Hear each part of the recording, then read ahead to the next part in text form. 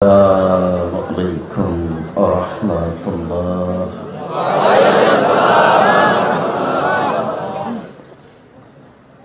সম্মানিত উপস্থিতি, প্রশংসা আল্লাহর জন্য, শান্তি অবতীর্ণ হোক আল্লাহ রাসূলের উপর সাল্লাল্লাহু আলাইহি ওয়াসাল্লাম। আজকের দিনী বৈঠকে সংক্ষিপ্ত সময় বক্তব্যের বিষয় উপস্থিত এই মুহূর্তে যে পরামর্শ দেওয়া হলো তাতে আমাদের আজকের আলোচ্য বিষয় জাহান্নাম। আমরা অবশ্য আপনাদের সামনে আল্লাহ ভীতি আলোচনা করব মনে করছিলাম, তো যেহেতু কর্তৃপক্ষ হিসাবে পরামর্শ দিচ্ছেন জাহান্নাম, আমরা আজকের সংক্ষিপ্ত আলোচনা পেশ করব জাহান্নাম সম্পর্কে। জাহান্নাম সম্পর্কে আলোচনা করতে গিয়ে আমাদের প্রারম্ভের আলোচনা হবে জাহান্নামের পরিচয়, তারপরের সংক্ষিপ্ত কথা হবে জাহান্নামীদের পরিচয়, তারপরের সংক্ষিপ্ত কথা হবে জাহান্নামকে টেনে বিচারের মাঠে নিয়ে যাওয়া হবে,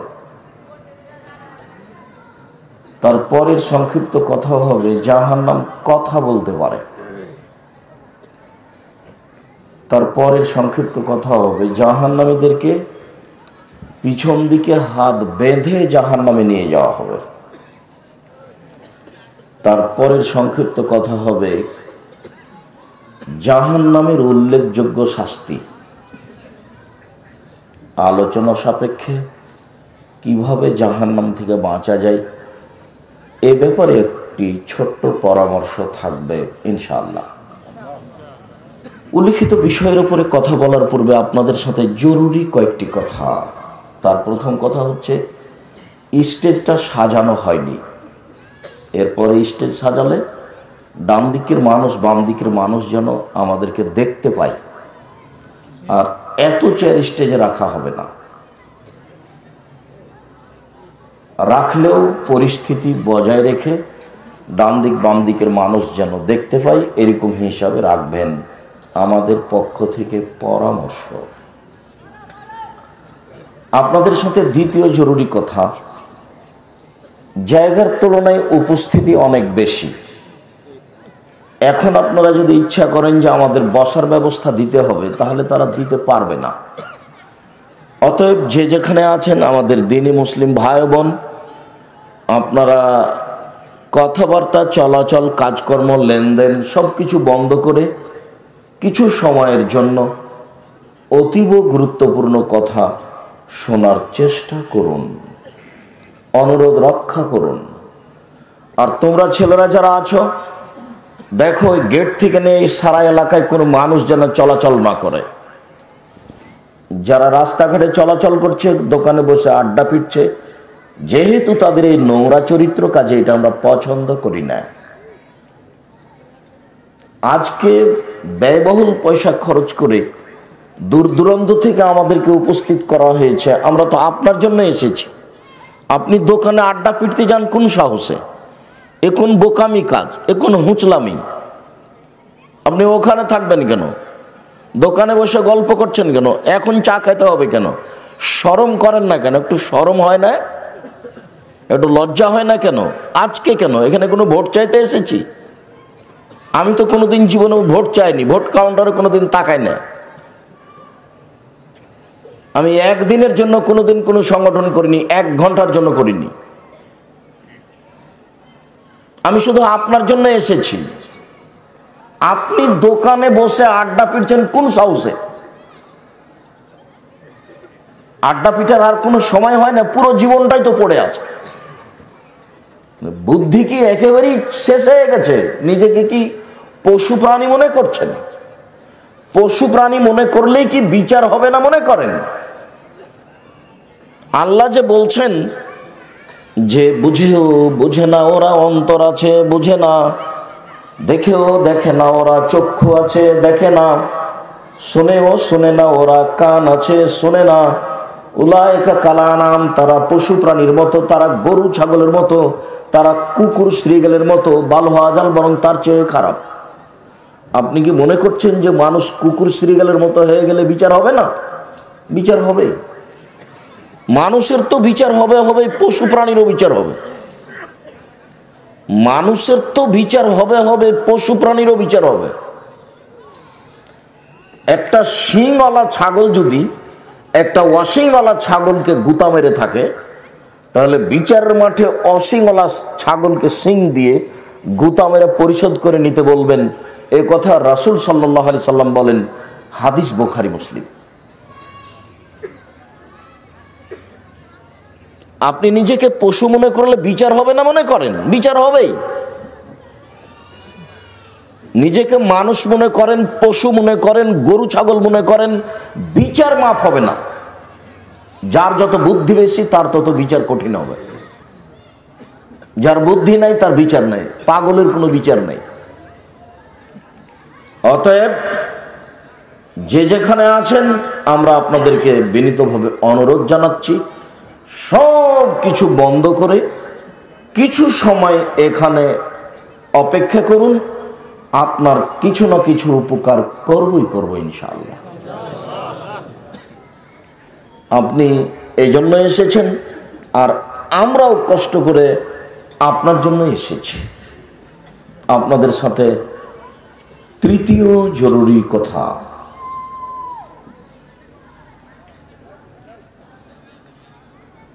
মানুষের সাথে কথা বলার জন্য মুহাম্মদ সাল্লাল্লাহু আলাইহি সাল্লামের পক্ষ থেকে সুন্নাত আগে হবে আসসালামু আলাইকুম। সালামের আগে কোনো শব্দ চলবে না। আউযুবিল্লাহ চলবে না, বিসমিল্লাহ চলবে না, ভাই বন্ধু চলবে না, কোনো শব্দ চলবে না। সর্বপ্রথম শব্দ হবে মুখ দিয়ে আসসালামু আলাইকুম। তারপরে দ্বিতীয় হবে আল্লাহর প্রশংসা, তারপরে হবে নবীর উপরে দুরুদ। একটা ছোট্ট প্রশংসা দুরুদ আছে, আলহামদুলিল্লাহ ওয়াহদা ওয়াসসালাতু ওয়াসসালামু আলা মান লা নাবিয়্যা বা'দা। আমি 1990 সাল থেকে নিয়ে এখন পর্যন্ত, আজ পর্যন্ত কোনোদিন নাহমাদুল্লাহ ওয়া নাস্তাগফিরুহু নাহমাদুল্লাহ ওয়া নুসাল্লি আলা রাসূলিল কারীম বলিনি। আমার বক্তব্যে আছে ইন্নাল হামদালিল্লাহ নাহমাদুহু ওয়া নাস্তাঈনুহু, আর না হয় আছে আলহামদুলিল্লাহ ওয়াহদা ওয়াসসালাতু ওয়াসসালামু আলা মান লা নাবিয়্যা বা'দা।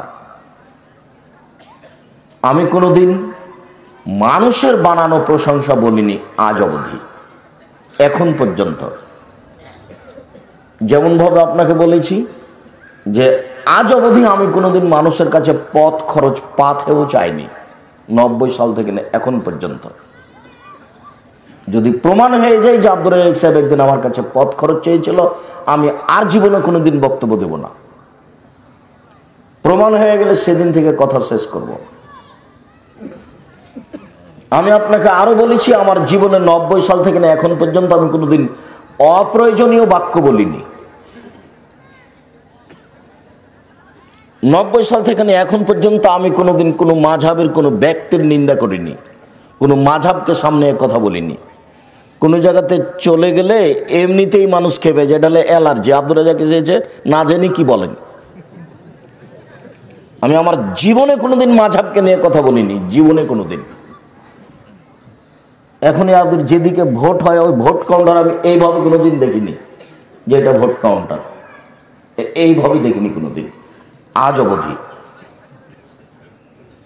মানুষের নিন্দা তো বহু দূরের কথা। তবে আমি বলেছি যে শতকরা 98 জন মুফাসসির মিথ্যুক। আমি বলিনি যে উনি মিথ্যুক, আপনি মিথ্যুক, এ কথা আমি বলিনি। আমি বলেছি শতকরা 95 জন বক্তা মিথ্যুক। আমি বলিনি যে এই বক্তা মিথ্যুক। আজ থেকে নিয়ে অনুমান 20 থেকে 25 বছর আগে বলেছি কোরআন শরীফ শব্দ চলবে না, শরীফ। এখন পর্যন্ত কোনো মায়ের বেটা বলে না যে চলবে। আমি বলেছি কি হতে হবে, কোরআন মাজিদ। প্রায় 20-25 বছর থেকে আমি বলছি যে সাদ্দাদের কাহিনী মিথ্যে। এমন কোনো মায়ের বেটা বলে না যে না সত্য। সাদ্দাদের কাহিনী কোথায় যে এটাই তার জানা নাই। 6 মাস সময় দিয়েছি খালি খুঁজতে যে আছে কোথায়, তারপরে তদন্ত পরে দেখি। 6 মাস খোঁজার পরে আমাকে বলুক যে আব্দুর রাজ্জাক সাহেব সাদ্দাতের কাহিনী পেয়েছি। এখন সত্য মিথ্যা দেখি। ধর্মে সত্য মিথ্যা ঢুকে আছে এই কথা আমি বলেছি। মোহাম্মদ সাল্লাল্লাহু আলাইহি ওয়াসাল্লাম যে রাস্তা দিয়ে হাঁটতেন, বুড়ি সে রাস্তায় কাঁটা পুঁতে রাখতেন। মোহাম্মদের পায়ে কাঁটা ফুটলে বুড়ি খুশি হতেন। একদিন দেখলেন রাস্তায় কাঁটা নেই, তিনি ভাবলেন বুড়ির কিছু হয়েছে। তিনি তার বাড়ি গেলেন, দেখলেন তিনি সত্যি অসুস্থ। তিনি তার পরিচর্যা করলেন, বুড়ি ভালো হয়ে গেল। একবার নগদ ডাহা মিথ্যে, কিয়ামত পর্যন্ত প্রমাণ হবে না। মোহাম্মদ সাল্লাল্লাহু আলাইহি ওয়াসাল্লাম ঈদের মাঠে গেলেন, দেখলেন একটি ছেলে কাঁদছে। তিনি বললেন, তুমি কেন কাঁদো? ছেলেটি বলল, আমি এতিম। তখন আল্লাহ রাসূল বলেন, আমিও এতিম ছিলাম, আমি এতিমের স্বাদ বুঝি। তিনি কোলে নিলেন, আয়েশার কোলে দিলেন। আয়েশা তাকে নতুন পোশাক পরালেন, ছেলে খুশি হয়ে গেল। আয়েশা রাদিয়াল্লাহু আনহার বাড়িতে ফকিরে ভিক্ষা পায় না, নতুন পোশাক আসলো কোথা থেকে? একাধিক সহিহ হাদিস, ভিক্ষুক কোনো ভিক্ষা পায়নি। একাধিক সহিহ হাদিস, একটা মানুষকে খেতে দিবেন এরকম কোনো ব্যবস্থা বাড়িতে নেই। মেহমান ফকির বাড়ি থেকে ফিরে এসেছে, এসে মসজিদে নবীকে বলছেন যে বাড়ি থেকে ফিরে আসলাম, আপনার বাড়িতে কোনো খাবার নেই। বিবরণে আয়েশা রাদিয়াল্লাহু তাআলা বলেন, হাদিস সব বুখারী মুসলিম। বুখারী মুসলিম মানে আম গাছে জাম ধরতে পারে, ধরে না। আমি কোনোদিন বলিনি এই কথা আমার, আমি বলেছি বুখারী মুসলিম মানে হলো এই, আম গাছে জাম ধরতে পারে, ধরে না। অমাবস্যার রাতে চাঁদ উঠতে পারে, উঠে না। শোয়ের ছিদ্র দিয়ে লাঙ্গলের ফাল ঢুকতে পারে, ঢুকে না। শোয়ের ছিদ্র দিয়ে লাঙ্গলের ফাল ঢুকে যেতে পারে, আম গাছে জাম ধরে যেতে পারে, অমাবস্যার রাতে চাঁদ উঠে যেতে পারে, এগুলো ঘটে যেতে পারে। আমি যে কথা বলছি এতে সন্দেহ আছে বলে কিয়ামত পর্যন্ত চেষ্টা করলে সরিষা ঢোকানো যাবে না। যা বলছি তাই থাকবে ইনশাআল্লাহ। তার নাম বুখারী মুসলিম। আমার জীবনে আমি কোনোদিন কেসা কাহিনী বলিনি। কেসা কাহিনী যদি বলি তাহলে শুনিয়েছি যে এটা মিথ্যে, এই জন্য বলেছি। এটা হতে পারে। তারপরে আপনাদের সাথে জরুরি কথা, পরিস্থিতি অনুপাতে আমাদেরকে কথা বলতে হবে। আমরা যারা মেহমান, এ কথাই ঠিক যে অমুক মেহমান আপনাদের সামনে কথা বলবেন যে আসসালামু আলাইকুম, আমি তো আসলে এই মঞ্চে কথা বলি না, তো আমাদেরকে একটু কথা বলতে বলা হলো, তো আমি সামাজিকভাবে দায়িত্ব পালন করি, আপনারা আমার জন্য দোয়া করবেন আমি যেন দায়িত্ব পালন করতে পারি। আসসালামু আলাইকুম, এটা হবে সুন্দর। আর আপনাদের জন্য আমি বিনীতভাবে অনুরোধ করছি, ধৈর্য। আল্লাহ রাসূল দিন রাত ধৈর্যের কথা বলছেন। আমি নিজেও বুঝতে পারলাম না যে ধৈর্য ধরতে হবে কোথায়, কিভাবে। আল্লাহ বলছেন, ফাসবির সাবরান জামিলা। মুহাম্মদ সাল্লাল্লাহু আলাইহি ওয়াসাল্লাম, আপনি সুন্দর ধৈর্য ধারণ করুন। ধৈর্যের আবার সুন্দর আছে। হইচই যে লাগিয়ে দিলেন, এটা কি ধৈর্য হলো? যিনি কথা বলছেন তিনি তো শেষ করবেনই, হয়তো 2 মিনিট দেরি হচ্ছে। আর সবার কথা বলার গতি একই রকম হয় না। ধৈর্যের পরিচয় দিতে হবে, সুন্দর ধৈর্য। বড় ছেলে মারা গেছে, খুব কান্নাকাটি করলেন কয়েকদিন, তারপরে বলছেন যাক আল্লাহর মাল আল্লাহ নিয়েছে, একটু ধৈর্য ধারণ করি। এটি কি সুন্দর ধৈর্য হলো? কেউ আমাকে মেরেছে, আমার জমি দখল করে নিয়েছে, খুব গালি দিলাম, মামলা করলাম, জয় হতে পারলাম না, তখন বলছে যে যাক ধৈর্য ধারণ করি। সুন্দর ধৈর্য কোনটা? আল্লাহ বলছেন, অসবির আলা মা ইয়াকুলুন, ওরা যা বলে আপনি তার উপরে ধৈর্য ধারণ করুন।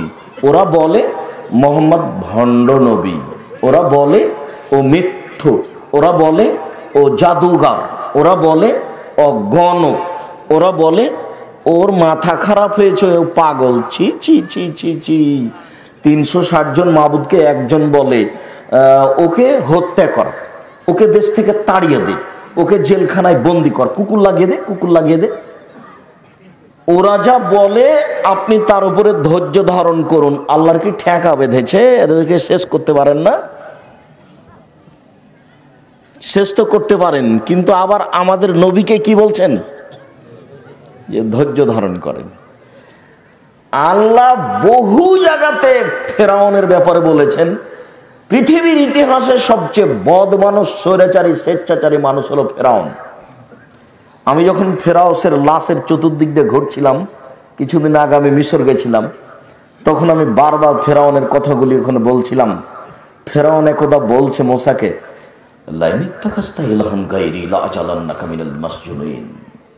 মৌসা, তুমি যদি আমাকে বাদ দিয়ে অন্য কাউকে মাবুদ হিসাবে গ্রহণ করো, তাহলে তোমাকে আমি জেলখানায় বন্দি করে রাখবো। এই আয়াতটা আমি বলছিলাম সেখানে বারবার। ফেরাউন একদা মূসাকে বলছে, মাআলিম তালাকুম মিন ইলাহিন গায়রি, মূসা, আমি ছাড়া তোমাদের আরো কোনো মাবুদ আল্লাহ আছেন এ কথা আমি জানি না। ফেরাউন মূসা আলাইহিস সালামকে বলেছিল, আনা রাব্বুকুমুল আলা, আমি হচ্ছি সবচেয়ে বড় আল্লাহ, প্রতিপালক। এগুলো ফেরাউনের বক্তব্য। ফেরাউনের ব্যাপারে আল্লাহর পক্ষ থেকে একটা বক্তব্য আছে, যে বক্তব্য আল্লাহ পৃথিবীর কোন মানুষের ব্যাপারে বলেননি। অনেকে আল্লাহ বলে দাবি করেছে, Charles Darwin, Hume, Hegel, Lenin, Karl Marx, Engels, আব্রাহা, আবুলাহাব, আবু জাহাব, দাকেনুস, ডিকেটিস, সিক্রেটিস, নমরুদ, ফেরাউন, সাদ্দাত, কারণ অনেকেই আল্লাহ বলে দাবি করেছে, কিন্তু ফেরাউনের মতো নোংরা দাবি কেউ করেনি। ফেরাউনের ব্যাপারে আল্লাহ একটা কথা বলছেন,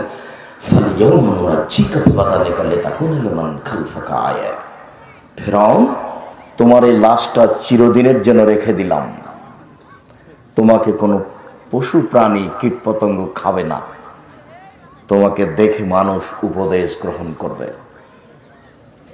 এইরকম কথা আল্লাহ ফেরাউন ছাড়া কাউকে বলেননি।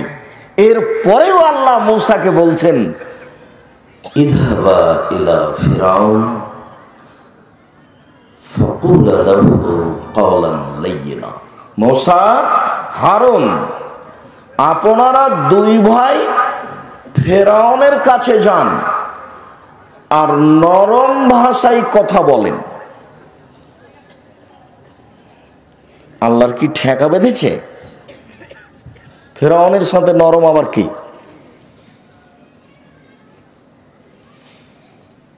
ধৈর্যের পরিচয় দিতে হবে। সবাই বলছে পাগল, সবাই বলছে কুকুর লাগিয়ে দে, এরপরে আল্লাহ বলছেন যে আপনি ধৈর্য ধারণ করুন। আমি যে কি দিয়ে বোঝাই, আমিও যে পরিস্থিতি যখন আসছে তখন খুব রাগ করে কিছু বলে নিচ্ছি, তাই নিজেকেও বোঝাতে পারি না যে ধৈর্য কখন, ধৈর্য কোথায়। আল্লাহ তাআলা বলছেন, ইন্নাল্লাহা মা'আস সাবিরিন, আল্লাহ থাকেন ধৈর্যশীলদের সাথে।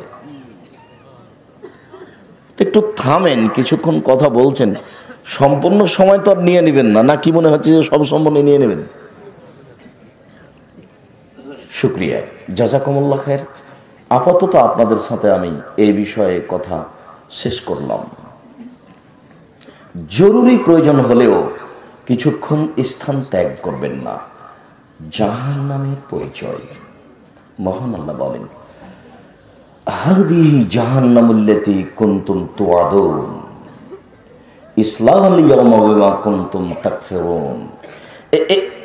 এটাই হচ্ছে সেই জাহান্নাম, যে জাহান্নামকে তোমরা অস্বীকার করছিলে, বলছিলে জাহান্নাম আবার কোথায়, কবে জাহান্নাম, এইটা আবার কি, এইটাই সেটা, এখন তোমরা এতে প্রবেশ করো, এ কথা আল্লাহ বলছে। এই সেই জাহান্নাম যাকে তোমরা অস্বীকার করছিলে, এখন তাতে প্রবেশ করো। এটা আল্লাহ বিচারের মাঠে বলবেন। আল্লাহ তাআলা বলেন, হাযিহি জাহান্নামুল্লাতী কুনতুম তুআদুন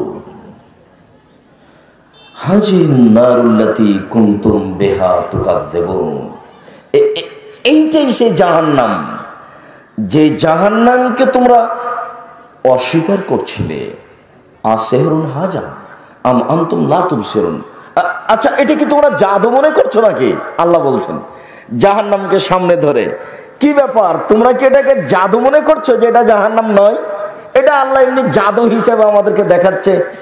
এইটা কি তোমরা জাদু মনে করছো, না তোমরা আসলে দেখতেই পাচ্ছ না? দেখো তো এইটা এইটা এইটা জাহান্নাম আমি যে তোমাদের সামনে তুলে ধরেছি, তা তোমরা কি এটা কি জাদু মনে করছো নাকি? না তোমাদের কি ধারণা? এরপর আবার বলছেন ইসলাউহা, প্রবেশ করো, ইসলাউহা, প্রবেশ করো, ফাসবিরু, ধৈর্য ধারণ করো, আওলা তাসবিরু, জাহান্নামে ধৈর্য ধারণ করো না, করলেই কি আর না করলেই কি, সাওয়াউন আলাইকুম, তোমাদের জন্য সমান। ইন্নামা তুজজাউনা মা কুনতুম তাকফুরুন মা কুনতুম তা'মালুন, এটা হচ্ছে ওই কাজের বিনিময় যে কাজ তোমরা করছিলে। এটা হলো ওই কাজের বিনিময় যে কাজ তোমরা করছিলে। উপস্থিত বৈঠকের বোনকে আমি শতবার নিষেধ করেছি যে পোশাক পরিবর্তন করেন। কথা বলছো কেন? শরম হয় না? আমি এখানে কথা বলছি, তারপরে আপনি কথা বলেন কেন? চুপ থাকেন। জাহান্নাম যখন আল্লাহর নবী দেখবেন, তখন বেশিরভাগ জাহান্নামে মহিলা দেখবেন। জাহান্নাম মানে মহিলা, জাহান্নাম মানে মহিলা। আল্লাহ রাসূল বলছেন সিনফান মিন আহলিন নার লাম আরাহুমা, দুই শ্রেণীর মানুষ আছে জাহান্নামী, আমি তাদের দেখিনি। দুই শ্রেণীর মানুষ আছে জাহান্নামী, আমি তাদের দেখিনি। আল্লাহ নবী বলছেন দুই শ্রেণীর মানুষ আছে জাহান্নামী, আমি তাদের দেখিনি। এক কওমুন মাহুম সিয়াতুন, এক শ্রেণীর মানুষ তাদের হাতে থাকবে লাঠি, কাজ নাবিল বাকারে, গাভীর লেজের মতো, যার এক দিক মোটা আর এক দিক চিকন। ডিএজি সাহেব তো পুলিশ ডিপার্টমেন্টের মানুষ, ওনাদের হাতে লাঠি থাকে। আমি কাউকে খাস করিনি, তবে এক শ্রেণীর মানুষ তাদের হাতে থাকবে লাঠি, গাভীর লেজের মতো। হাদিস বুখারী মুসলিম। গাভীর লেজের একদিক মোটা একদিক চিকন, এজরেবুনা বিহান নাস, তা দিয়ে তারা মানুষকে মারবে। আজকে অশিক্ষিত মূর্খ ছেলেগুলি শিক্ষার নামে কলেজ বিশ্ববিদ্যালয়ে গিয়ে দল করে, মারামারি করে। বেটা পড়া বুঝে? পড়া কাকে বলে ওইও বুঝো না, আর বাপও বুঝো না, আর জাতিও বুঝো না। ওর জাতি বুঝলে খাম্বা, সিমেন্ট মাটির তৈরি খাম্বাকে সালাম করে, ওর জাতিও বুঝে না।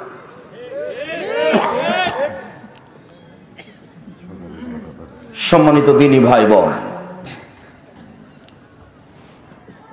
দুই নিসাউন, মহিলা, কাসিয়াতুন, কাপড় পরে থাকে, আরিয়াতুন, উলঙ্গ, মমিলাতুন, তারা পুরুষকে নিজের দিকে আকৃষ্ট করে, মাইলাতুন, নিজেরা আকৃষ্ট হয়। দেখেন না রাস্তায় চলে তখন কেমন কেমন করে, আনছান আনছান করে, একবার রাস্তার এইদিকে যায়, একবার ওদিকে যায়, একবার হাতের ভাঁজ করে, একবার চুলের ভাঁজ করে, একবার কথার ভাঁজ করে। ওর নীতি হচ্ছে রাস্তার এক পাশ দিয়ে হাঁটতে হবে, এটা আল্লাহ রাসূলের নীতি। রাস্তা এভাবে চলছে কেন?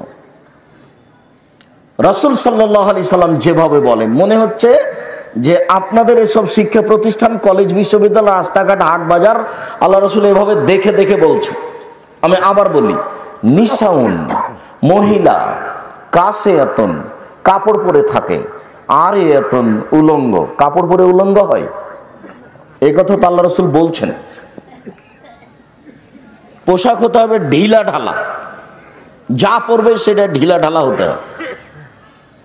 মমিলাতুন, পুরুষকে নিজের দিকে আকৃষ্ট করবে, মায়লাতুন, নিজেরা পুরুষের দিকে আকৃষ্ট হবে, রৌসহুন্না কাসনামাতিল বক্তিল মায়লা, তাদের মাথার চুল হবে বক্র উটের নেই। কত যে ভাঁজ করে মাথার চুল সাজিয়ে রেখেছে, কেউ ছোট করে বড় করে, তার কোনো হিসাব নেই। লায়াদখুলুল জান্নাহ, ওরা জান্নাতে যাবে না। জান্নাতে তো যাবে না, জাহান্নামে যাবে।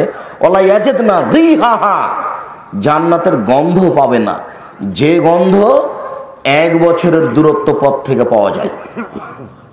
আমি অনুবাদক, হাদিস মুসলিম। এটা জাহান্নাম। সম্মানিত দ্বীনী বোন, আপনাকে অনুরোধ করছি, এখানে আপনার সাথে একটা পরামর্শ থাকলো। এত তাড়াতাড়ি চলে যাচ্ছেন কেন, আর আগে চলে গেলেন কেন বাড়ি? ডক্টর মুসলিউদ্দিন সাহেবের বক্তব্য বুঝতে পারছেন, উনি উচ্চ শিক্ষিত মানুষ, বক্তব্য উচ্চাঙ্গের হবে, এটাই স্বাভাবিক। আপনাকে একটু ধৈর্য ধারণ করতে হবে না? আসলেন আর ঢং ঢং করে বাড়ি চলে গেলেন। রোজ হয় এই প্রোগ্রাম, প্রতিদিন হয়। 1 বছর পরে আজকে এসেছি, গল্প করতে করতে আসলেন আর গল্প করতে করতে চলে গেলেন বেঢঙ্গার মতো। একটু হুঁশ বুদ্ধি নেই? স্বামী কিছু বলেনি, বাপ নেই, বাপ একটু হুঁশ বুদ্ধি দেয় না? বাপের একটু হুঁশ থাকা দরকার। রাসূল সাল্লাল্লাহু আলাইহি ওয়াসাল্লাম বলছেন, মান ওয়ালাদালাহু ওয়ালাদুন, যার ছেলে মেয়ে জন্ম নেই, ছেলে হোক মেয়ে হোক, ফাল ইহসান ইসমহু আদাবাহু, নাম একটা সুন্দর রাখতে হবে, শিষ্টাচার একটা সুন্দর দিতে হবে। আম্মু মাঝামাঝিতে সিঁথি কাটো, বাম দিকে করেছো কেন? ওটা ওর বাপে বলবে। এ কথা আল্লাহর নবী বলছেন, আমি বলিনি। ওর বাপে বলবে, আম্মু রাস্তার এক পাশ দিয়ে হাঁটিও, ধীরে যাওয়া। এটা ওর বাপে বলবে, আমি বলিনি। আপনাকে বলছি, আপনাকে আমি অনুরোধ জানাচ্ছি, আজকের পর থেকে আপনার মেয়ে যেন এভাবে রাস্তায় না চলে। কাপুরুষ দেখে জান্নাত কেনার চেষ্টা করবেন না, জান্নাত পড়ে নেই। মেয়ের কারণে আপনাকে জাহান্নামে যেতে হবে, এ কথাই ঠিক। জাহান্নাম আপনার জন্য অপেক্ষা করছে, আপনার জন্য এসেছে, মনে কিছু নেবেন না। আপনাকে খুব ভালোবাসি, বক্তব্য শুনতে এসেছেন কেন, 2-1টা কথা মনে রাখেন, এই জন্য। আমি বলিনি। মুহাম্মদ সাল্লাল্লাহু আলাইহি ওয়াসাল্লাম বলছেন, যার ছেলে মেয়ে জন্ম নিয়েছে সেজন্য একটা সুন্দর নাম রাখে আর একটা শিষ্টাচার শিখিয়ে দেয়। কোনটা শিষ্টাচার? আপনার মেয়ে তো ভাতও তুলে দিতে জানে না, হ্যাঁ হ্যাঁ হ্যাঁ করে হাসছে আর বলছে, ভাইয়া আসো, ভাইয়া খেতে দিয়ে আসো। এটা কোনো ঢং হলো? এটা কেন, এটা কেন হবে? আসেন আব্দুর রাজ্জাক সাহেব, আসেন, এইটা আমার মেয়ে মাস্টার ডিগ্রি পাস করেছে। আরে আশ্চর্য, এটা বাপ হলো নাকি? আপনি আমার মেয়ে, আপনার মেয়েকে ভাবে আমাকে দেখাচ্ছেন কেন? আপনি আমার বাসায় বছর বছর থাকলে আমি দেখাবো না, আপনি দেখতেও পাবেন না ইনশাআল্লাহ। আমি তো 6 মাস সময় দিয়েছি। সরিষার সমপরিমাণ পর্দার ব্যতিক্রম দেখা দিলে জাতির সামনে কথা বলবো না। বাসার নাম মেহমানখানা, যাবেন থাকবেন খাবেন, 2 মাস 1 মাস কোনো কথা নয়। বাড়ির নামই আমার মা রেখেছে মেহমানখানা। কাল যান পরীক্ষা করে দেখেন। আমি আপনাকে বলছি, আমি আমার জন্য কিছু বলিনি। বাসায় গেলাম আপনার, আপনি আপনার মেয়েকে আমাকে দেখাচ্ছেন কেন? এ কোন ধরনের স্বভাব, এ কোন ধরনের হুচলামি, এ কোন ধরনের বোকামি? জাহান্নামকে জোর করে যেতে চাচ্ছেন না কোনো নিয়ম কারণ আছে? কিন্তু আশ্চর্য হিসাব। আচ্ছা, এই মানবতা আপনার কিভাবে এটা আসলো?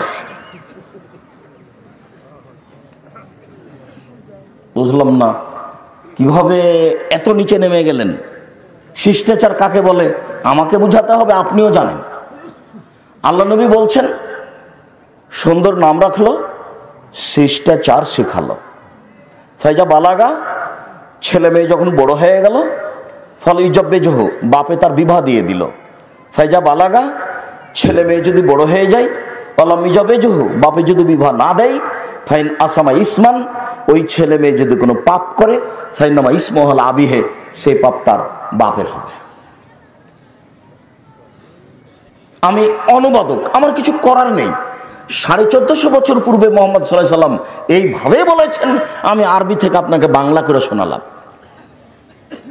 আমি যদি আর বক্তব্য না দিই, এই হাদিস অনুবাদ করে আজকে চলে যাই, তাহলে যত পয়সা খরচ হয়েছে আর আমাদের আশা, আপনাদের আশা সব যথেষ্ট।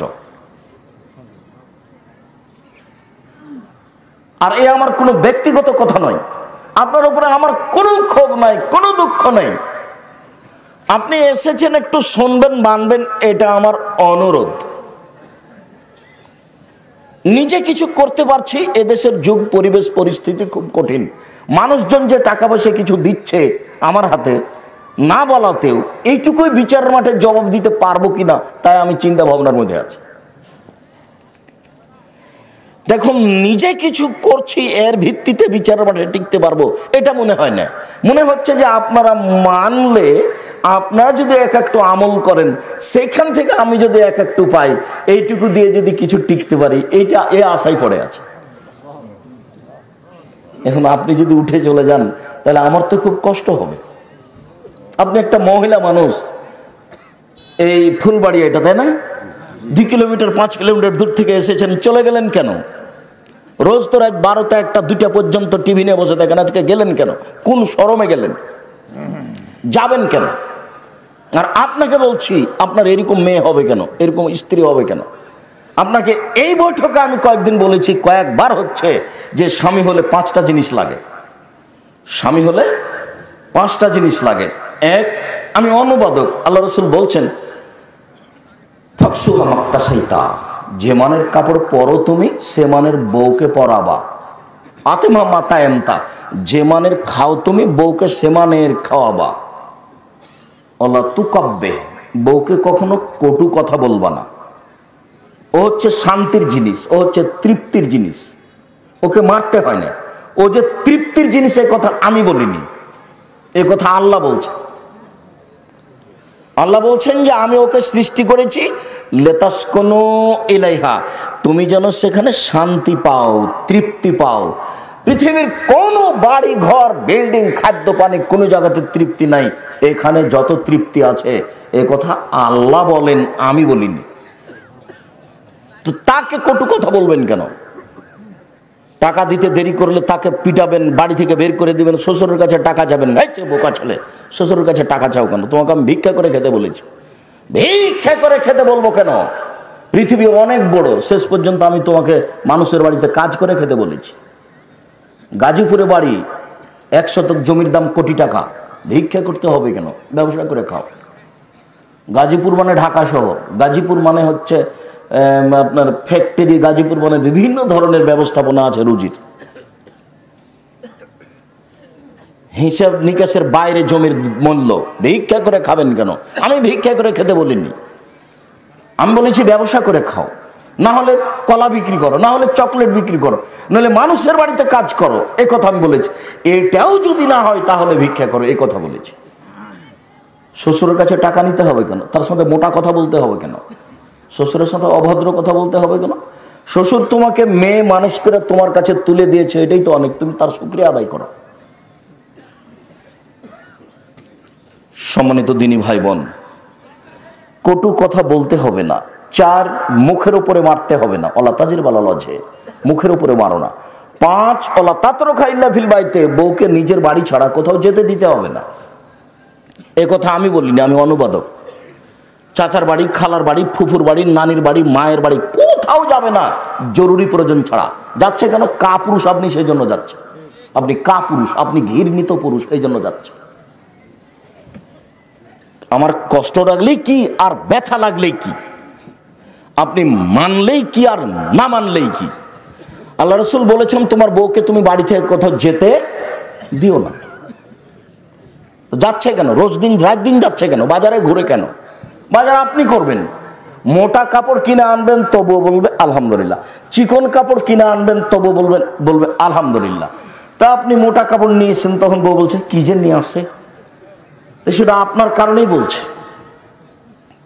ওর বুদ্ধি কম, আপনি তাকে বুঝান, দেখো আমি যেটা নিয়ে আসবো সেটা তুমি সাদরে গ্রহণ করিও, তুমিও শান্তি পাবা, আমিও শান্তি পাবো।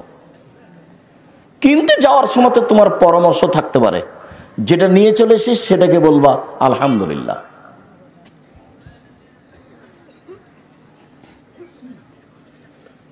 দুইজন মিলে সুন্দরভাবে নরম হয়ে পরস্পরে ভদ্রতা বজায় রেখে সংসার করবেন। আল্লাহ বলছেন যে একজন আর একজনের পোশাক, বলেন তো আমি এটার কি ব্যাখ্যা করতে পারি? আপনি তার কাপড় আর ও আপনার কাপড় নেন, এবার কি ব্যাখ্যা করবেন? এটা কটু কথা বলা যায় এখানে? এই বউ এই বাড়ি সে বাড়ি যেতে পারে, এই বউ হাটে বাজারে ঘুরতে পারে। আমি বলিনি, এ কথা আল্লাহ বলছেন যে একজন আর একজনের কাপড়, একজন আর একজনের পোশাক। এটাকে আপনি কি বুঝেন?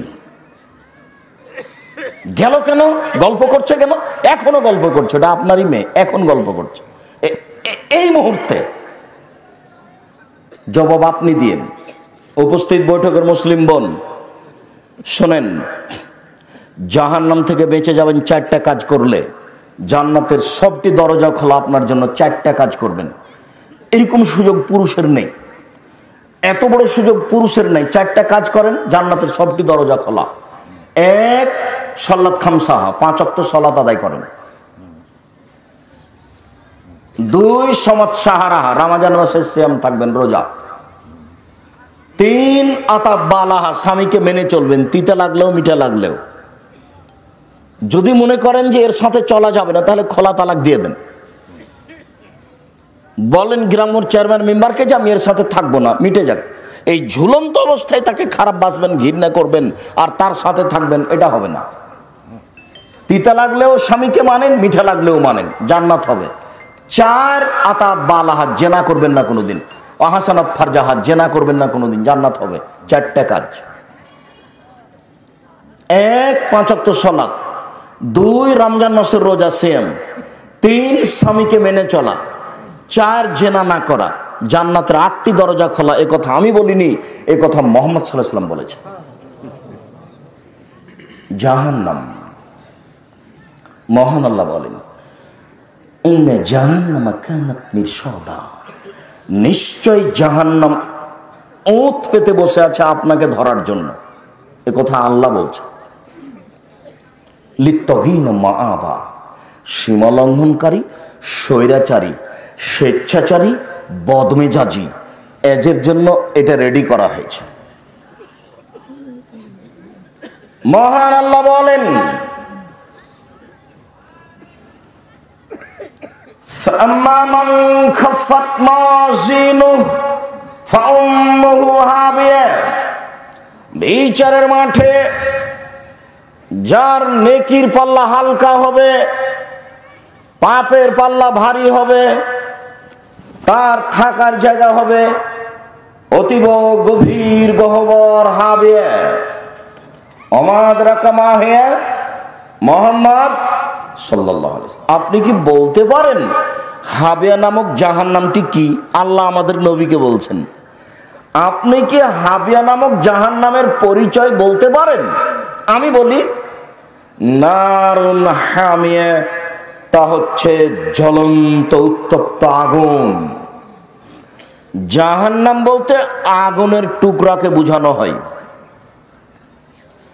মহান আল্লাহ বলেন, কাল্লা লা ইউনবাদান্না ফিল হুতামা, ওমা আদরাকা মাল হুতামা, কখনো নহে, অবশ্যই অবশ্যই তাকে চূর্ণ বিচূর্ণকারী হোতামা নামক জাহান্নামে নিক্ষেপ করা হবে।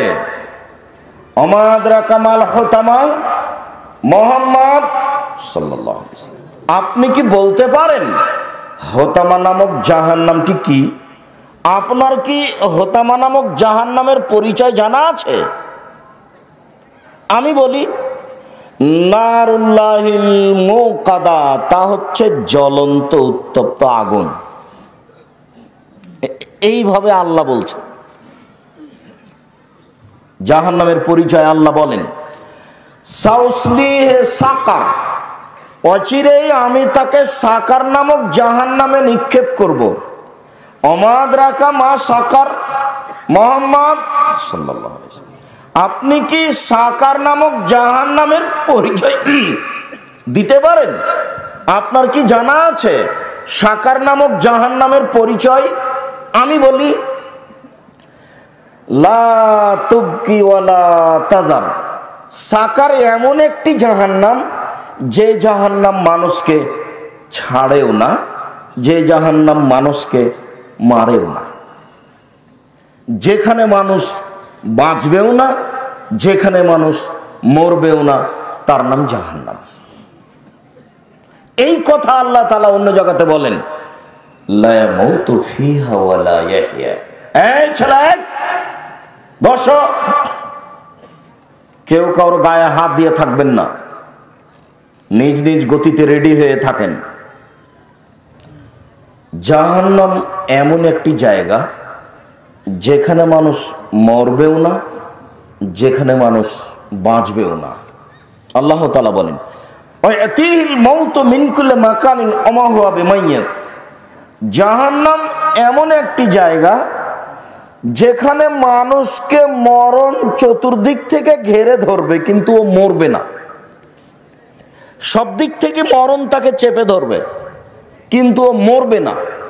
সেইটা আবার কেমন জীবন? মরাও হলো না, বাঁচাও হলো না। এতক্ষণ পর্যন্ত আল্লাহ তাআলা জাহান্নামের পরিচয় যেভাবে দিয়েছেন তার একটু সংক্ষিপ্ত পরিচয় দিচ্ছিলাম। মুহাম্মদ সাল্লাল্লাহু আলাইহি সাল্লাম বলেন, ইন্না সাকরাতাল লাযিমা লা তুলকা মিন শাফিরি জাহান্নাম ফাতাহবিয়া কারিহ বাদা সাবিনা আম। শোনো,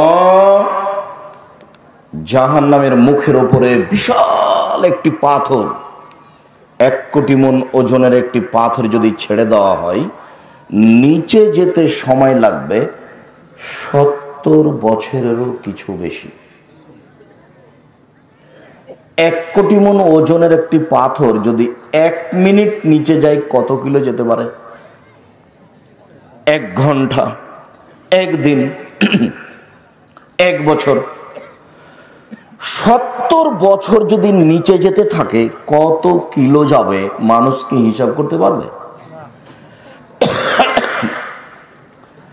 জাহান্নাম কি জিনিস মানুষ হিসাবে আনতে পারবে না। এইখানে একটা কথা বলা থাকছে, ইন্নাল মুনাফিকিনা ফিদ দারকিল আসফালি মিনান নার। যারা মুনাফিক তারা জাহান্নামের সবচেয়ে নিচে থাকবে। হিন্দুও জাহান্নামে যাবে, তবে নিচে থাকবে না। ইহুদিও যাবে, তবে নিচে থাকবে না। খ্রিস্টানও যাবে, তবে নিচে থাকবে না।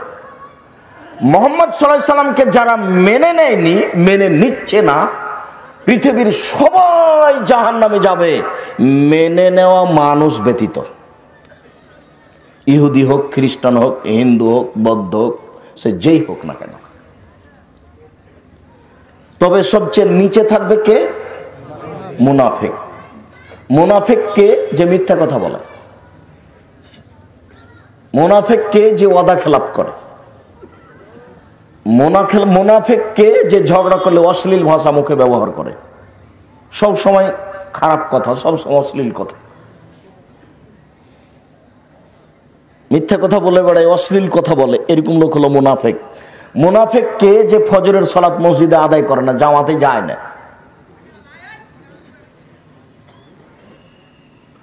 জরুরি কারণে, কোনো সমস্যার কারণে মসজিদে যেতে পারছেন না, সেটা ভিন্ন কথা। আপনি মসজিদে যেতে বাধ্য। এরকম নোংরা নীতি আসলো কেন? 5 ওয়াক্ত সালাত মসজিদে আদায় করবেন গিয়ে, জীবনে এটাই কাজ। কাজ বলতে এটাই, পরের গুলো আরগুলো আছে সেগুলো নফল। মানুষের জীবনে একটাই জরুরি কাজ, সেটা কি? সালাত। এটাই আপনার জীবনে কাজ, আর কোনো কাজ নেই। বাকি কাজের সংসার কি করবেন সেই জন্য, যেগুলো নফল, যেগুলো অপ্রয়োজনীয়, দুনিয়াবি সামান্য কিছু প্রয়োজন, টুটা ফাটা। টাকা পয়সা থাকলেও মানুষ দুনিয়া পার হয়ে যাবে, না থাকলেও পার হয়ে যাবে। আল্লাহ রাসূল বলছেন, এই শোনো, তাবুকের যুদ্ধে যেতে হবে, সময় খুব কঠিন, কে কি দান করতে পারে? তো উমর রাদিয়াল্লাহু আনহু বলছেন, যা আছে অর্ধেক দিলাম। আবু বকর সিদ্দিক রাদিয়াল্লাহু আনহু বলছেন যে আপনাকে আল্লাহকে বাড়িতে রেখে যা আছে দিয়া সবই দিলাম, ভ্যান ভাড়াও হবে না, 2-1 টাকা হবে। তো কি ওটা নিয়ে কি হবে? ওটা নিয়ে বরকত হবে, বরকত। ওটা দিয়ে বরকত হবে। মানুষজন যাচ্ছে কার টাকা দিয়ে? উসমান রাদিয়াল্লাহু আনহু। উসমান বলছেন, আল্লাহর নবী, যত মানুষ যাবে সমস্ত মানুষের অর্ধেকের যাতায়াত খরচ, খাওয়া খরচ আমি দিব। লোক সঙ্গে 30,000। সরকারকে, বাংলাদেশ সরকারকে যদি বলা হয় 15,000 মানুষকে 3 মাস লালন পালন করতে হবে, খাওয়া খরচ দিতে হবে, রাজি হবে না। 15,000 মানুষ, 15,000 উট দিতে হবে, 3 মাসের খাওয়া খরচ দিতে হবে। উসমান রাদিয়াল্লাহু আনহু বলছেন যে অর্ধেকের যাতায়াত খরচ, খাওয়া খরচ তা আমি দেব। এর নাম ধনী। গাজীপুর জেলায় বাড়ি, বড় ব্যবসা করেন, চিন্তা ভাবনা করে দিন রাত ব্যবসা করেন, 5 ওয়াক্ত সালাত আদায় করবেন আর খালি ভাববেন ব্যবসা। কোটি কোটি টাকা ইনকাম করেন, প্রতিষ্ঠানে দান করেন, কওমি মাদ্রাসা গড়ে তোলেন। গাজীপুরে কওমি মাদ্রাসা নাই কেন? কি করে খান? এত জমি জায়গা আছে, টাকা পয়সা আছে, মাদ্রাসা করতে পারেন না কেন? আমি তো নিঃস্ব মানুষ, প্রতিষ্ঠান চালাই। প্রতি মাসে মাসিকালে এতে সাম্পত্রিকা সহ এখন প্রতি মাসে বেতন দিই 12,15,000। 12,15,000। শুধু শিক্ষক শিক্ষিকা বেতন হলো 10 লক্ষ। প্রায় 100 জন শিক্ষক শিক্ষিকা আছে। বাংলাদেশের সবচেয়ে বড় মসজিদ নির্মাণ করছে আহলে হাদিসের, যার মসজিদই হচ্ছে 90% জমির উপরে। 3,000 মানুষ একসাথে একতলাতে সালাত আদায় করতে পারবে ইনশাআল্লাহ। 60% ঢালাই হয়েছে, 40% এই ডিসেম্বর শেষ হতে হবে বলে আমরা আশাবাদী ইনশাআল্লাহ। কিভাবে হবে তা আমি জানি না, তবে নিশ্চিত হবে, এতে আমি বিশ্বাসী। হবেই হবে ইনশাআল্লাহ। আমি আগে থেকে বলছি, এখনো বলছি। আর আপনাকে আমি সহযোগিতার কথা বলিনি, আমি বলেছি দোয়া করবেন যে আল্লাহ আব্দুর রাজ্জাক সাহেব যেটা করছেন সেটা কবুল করো। যে আপনি টাকা না দিলেও তো হচ্ছে, তো কেউ তো দিচ্ছে, তা আপনি ফাঁক পড়ে আছেন, তা আমি কি করব? আমার কিছু করার আছে? আমি আপনাদের টাকা খাই না, এটা আমার বিশ্বাস।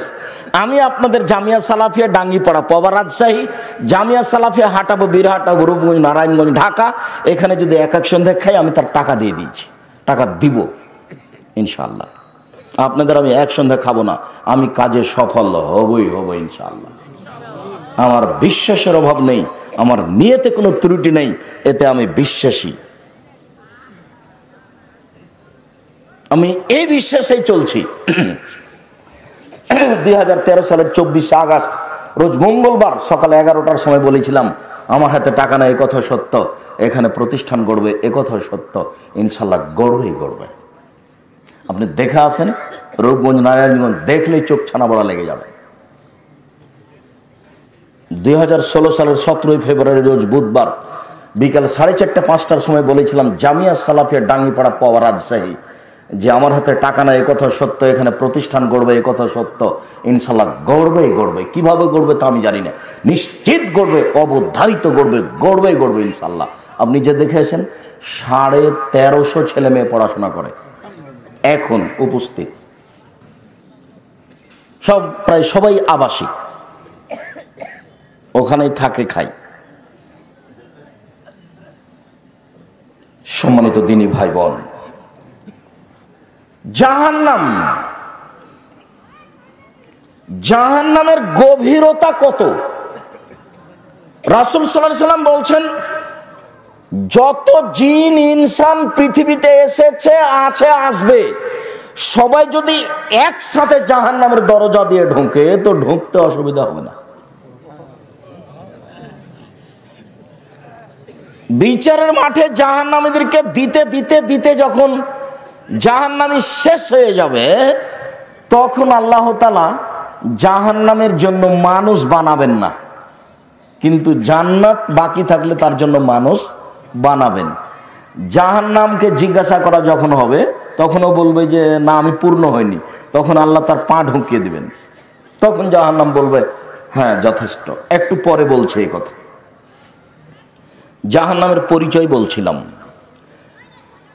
রাসূল সাল্লাল্লাহু আলাইহি ওয়াসাল্লাম বলেন ইন্না গিলজাল জিলদিল কাফির আরবাইন ইসনানে ওয়া আরবাইনা জিরা, প্রত্যেকটা জাহান্নামীর গায়ের চামড়া হবে 42 হাত মোটা।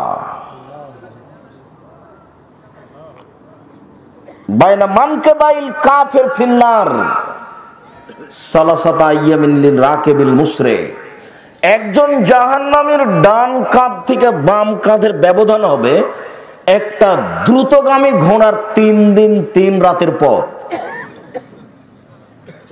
একটা দ্রুতগামী ঘোড়া একজন জাহান্নামীর ডান দিক থেকে যদি দৌড়াতে লাগে কাঁধের, তাহলে বাম দিকে পৌঁছিতে সময় লাগবে 3 দিন 3 রাত।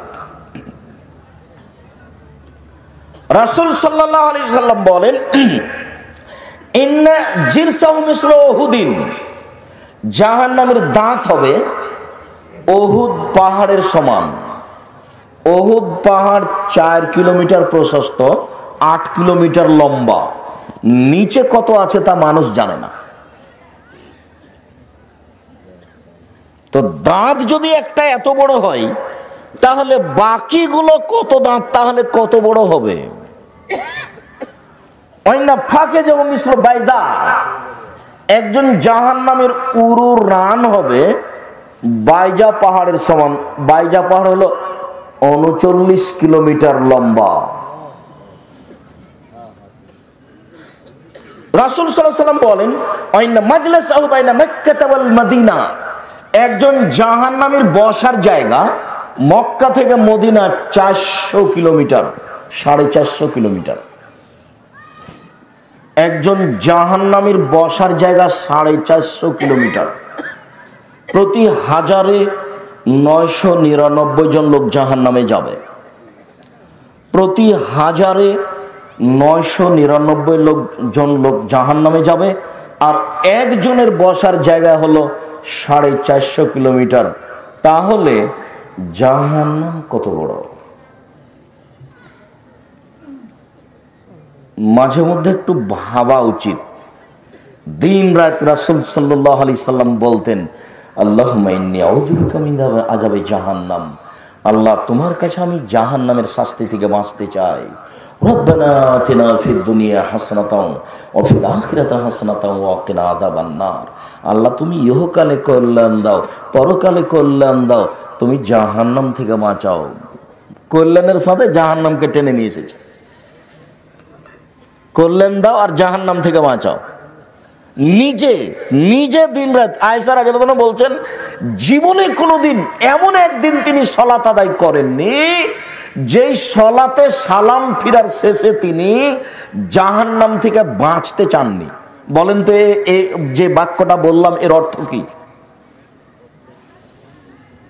প্রতিদিন যখনই সালাত আদায় করেছেন, সালাম ফিরার পূর্বে তিনি বলেছেন, আল্লাহুম্মা ইন্নী আউযু বিকা মিন আযাবি জাহান্নাম, আউযু বিকা মিন আযাবিল কবর, ওয়া আউযু বিকা মিন ফিতনাতিল মাসিহিদ দাজ্জাল, আউযু বিকা মিন ফিতনাতিল মাহইয়াল মামাত, আল্লাহুম্মা ইন্নী আউযু বিকা মিনাল মা'সামি ওয়াল মাগরাম। এই কথা তিনি বলেছেন। এই দোয়াটার শেষে ঋণ কথা আছে। ঋণ, তুমি আমাকে ঋণ থেকে বাঁচাও। ব্যাংক থেকে লোন নিয়ে ব্যবসা করবেন না। 3 দিনের মধ্যে সব লোন ফেরত দেন। সম্ভব না হলে 7 দিন, সম্ভব না হলে 3 মাস। ব্যবসা চালু করতে হবে চকলেট দিয়ে, তাহলে ঋণ নেওয়া লাগবে না। 5 বছর চকলেট, 5 বছর কলা, 5 বছর কাপড়, 5 বছর মেশিন, বাকি 5 বছর ফ্যাক্টরি। গাজীপুরের সবচেয়ে বড় ধনী, 30 বছর সময় লাগবে অন্তত। একদিনই যদি আপনি 5 কোটি টাকা লোন নিয়ে কলকাতাতে হিরোইন কিনেন আর ঢাকাতে বিক্রি করেন, তাহলে কি হবে? লোন ছাড়া ব্যবসা চলে না। ব্যবসা আপনি করতে জানেন না তো ব্যবসা করবেন কি দিয়ে? আপনার উৎসই হারাম, আপনার বুদ্ধিই নেই। আল্লাহ রাসূল বলতেন, এই শোনো, এই লোকের ঋণ আছে নাকি? জানাজা রেডি, সব রেডি, মানুষজন রেডি, আল্লাহু আকবার শুরু হবে। এই ঋণ আছে নাকি? বলে জি। তাহলে তোমরা আমি গেলাম। তার মানে জানাজা হবে না। কোটি টাকা ঋণ নিয়ে চলে গেলেন, মরে গেলেন, আর ছেলে মেয়ে ঠিক করবে? পাগল হয়েছেন নাকি? দিন রাত এই কথা বলতেন যে ঋণ থেকে তোমার কাছে বাঁচতে চাই, ঋণ থেকে তোমার কাছে বাঁচতে চাই, দয়া করে তুমি আমাকে ঋণ থেকে বাঁচাও। ঋণ নিবেন ছেলে মেয়ের রুজির জন্য, 3 দিনের জন্য, 1 দিনের জন্য 200টা টাকা দেন, একটু চাউল কিনে ছেলে মেয়ের মুখে দেবো। এটা তো 10 বছর 20 বছর আগে ছিল, সেটা ঋণ ছিল। এখন আপনি ওখানে ঋণ নিতে গেলেন কেন? কোন হিসাবে এগুলো? সম্মানিত দিনী ভাই বোন, সংক্ষিপ্তভাবে জাহান্নামের পরিচয় শেষ করলাম। জাহান্নামকে বিচার মাঠে টেনে নিয়ে যাওয়া হবে। মহান আল্লাহ বলেন, ওয়াজিআ ইয়াওমাইযিন বিজাহান্নাম, জাহান্নামকে বিচার মাঠে টেনে হেঁচড়ে নিয়ে যাওয়া হবে। জাহান্নাম রেডি আছে, মাটির নিচে থাক আর যেখানেই থাক, জাহান্নাম রেডি আছে, প্রস্তুত। আব্দুল্লাহ ইবনে মাসউদ রাদিয়াল্লাহু তাআলা আনহু বলেন, রাসূল সাল্লাল্লাহু আলাইহি সাল্লাম বলেছেন, ইজা ইয়াউমুল কিয়ামা বে জাহান্নাম আলাহা সাবুনা আলফা জিমাম, বিচারের মাঠে জাহান্নামকে টেনে নিয়ে যাওয়া হবে, তার গায়ে লাগানো থাকবে 70,000 লোহার রশি। মা কুল্লি জিমামিন সাবুনা আলফ, প্রত্যেক রশির সাথে থাকবেন 70,000 ফেরেশতা। একজন ফেরেশতার এত ক্ষমতা, এই বিশাল পৃথিবীতে এইভাবে হাত দিয়ে গোটা পৃথিবীকে উল্টে দিতে পারে। এক একজন ফেরেশতার এত ক্ষমতা, এক একটা রশিতে থাকবেন 70,000 ফেরেশতা, আর জাহান্নামের গায়ে রশি লাগা থাকবে 70,000। আল্লাহ ইচ্ছা করলেই তাকে এমনিতে পৌঁছে দিতে পারেন, কিন্তু এরকম করবেন না। বিচারের মাঠে জাহান্নামকে টেনে নিয়ে যাওয়া হবে। জাহান্নাম কত বড়, জান্নাত কত বড়।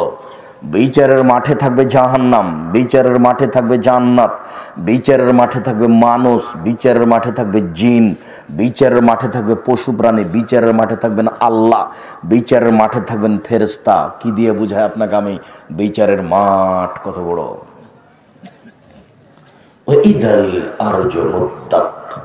যেদিন পৃথিবীকে সম্প্রসারিত করা হবে, বড় করা হবে, সব সাগরে আগুন লেগে যাবে। সাগরের নিচে আগুন আছে, সব ফুটে উঠবে, সাগরের পানি শেষ হয়ে যাবে, সব জমি সমতল হয়ে যাবে। সমতল জমি থেকে মানুষ কবর থেকে উঠে খালি ছুটতে থাকবে তার লক্ষ্যবস্তুর দিকে, উঠেই ছুটতে থাকবে একবারে। উলঙ্গ অবস্থায় কারো পরনে কাপড় থাকবে না। ইহশারুন নাসু ইয়াউমাল কিয়ামা হুফাতান ওরাতান গোরলা।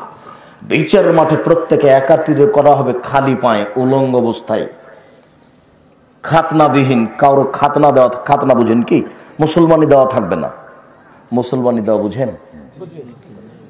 কারো খাতনা দেওয়া থাকবে না, মুসলমানি দেওয়া থাকবে না, মুসলমানি বিহীন, পরনে কাপড় থাকবে না, পায়ে জুতা স্যান্ডেল থাকবে না, উলঙ্গ অবস্থায় সবাই খালি ছুটে যাবে।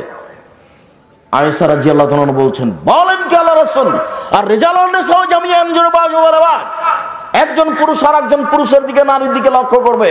মহিলা পুরুষ উলঙ্গ অবস্থায় বিচারের পয়েন্টে উঠবে মানে এটা কেমন কথা বুঝলাম না। তখন আল্লাহ রাসূল বলছেন, আয়েশা আলামর আশাদু মিন যালিকা ইয়ানজুরবাজু ওয়ারাবাজ, বলো কি তুমি আয়েশা, মানুষ মানুষের দিকে তাকিয়ে দেখবে মানে মানুষের বুদ্ধি বিবেক থাকবে না, কে পুরুষ কে নারী, কে কেমন হয়ে আছে এরকম দেখার মতো কোনো বুদ্ধি থাকবে না আয়েশা। তার নাম বিচারের মাঠ।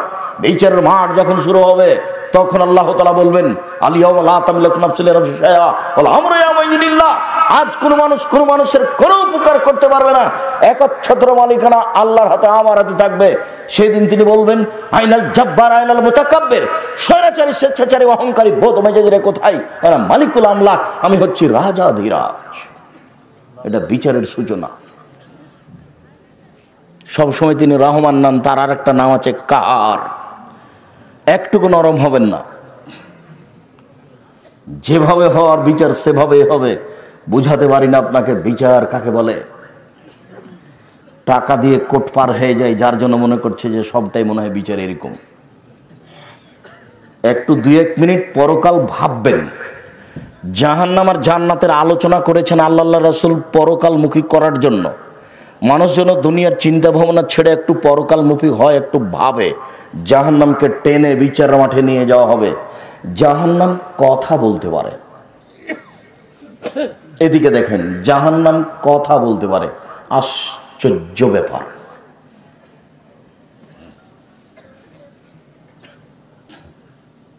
রব্বি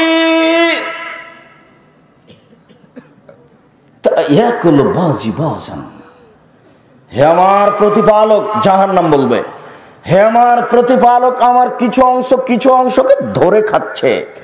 একদিকের আগুন ঝাপটা মেরে আর একদিকের আগুনকে ধরে খাচ্ছে, আর একদিকের আগুন ঝাপটা মেরে আর একদিকের আগুনকে ধরে খাচ্ছে। একটু কথা শুনবেন কি? আমার ভিতরে যে শাস্তি আছে আগুনের, এটা একটু লাঘব হালকা করবেন কি? ফাস্তাকাতিন নারা ইলা রাব্বিহা, জাহান্নাম তার প্রতিপালকের কাছে অভিযোগ করলো, দেখেন জাহান্নাম কথা বলতে পারে, অভিযোগ করতে পারে। জাহান্নাম তার প্রতিপালকের কাছে অভিযোগ করলো, বলল রব্বি আমার কিছু অংশকে ধরে খায়, আপনি কি আমার প্রতি একটু দয়া করবেন? তখন আল্লাহ বলছেন আচ্ছা ঠিক আছে, আমি তোমার অভিযোগ মেনে নিলাম। তুমি একবার শ্বাস ছাড়বে আর একবার শ্বাস ধরবে। শ্বাস ছাড়লে পৃথিবী 6 মাস গরম থাকবে, শ্বাস ধরলে পৃথিবী 6 মাস ঠান্ডা থাকবে। ঠান্ডা এলাকা থেকে তুমি একবার শ্বাস ছাড়বে, গরম এলাকা থেকে তুমি একবার শ্বাস ছাড়বে। জাহান্নাম যখন ঠান্ডা এলাকা থেকে শ্বাস ছাড়ে, পৃথিবীর যেখানে যেমন শ্বাস পৌঁছে সেখানে তেমন ঠান্ডা, যেখানে পৌঁছে না সেখানে ঠান্ডা নেই। গরম এলাকা থেকে শ্বাস ছাড়ে, যেখানে যেমন শ্বাস পৌঁছে সেখানে সেমন গরম উত্তপ্ত এলাকা পরিস্থিতি, আর যেখানে পৌঁছে না সেখানে নাতিশীত সমান সমান মধ্যম পরিস্থিতি। ওটা জাহান্নামের কারণে এটা ঘটে থাকে।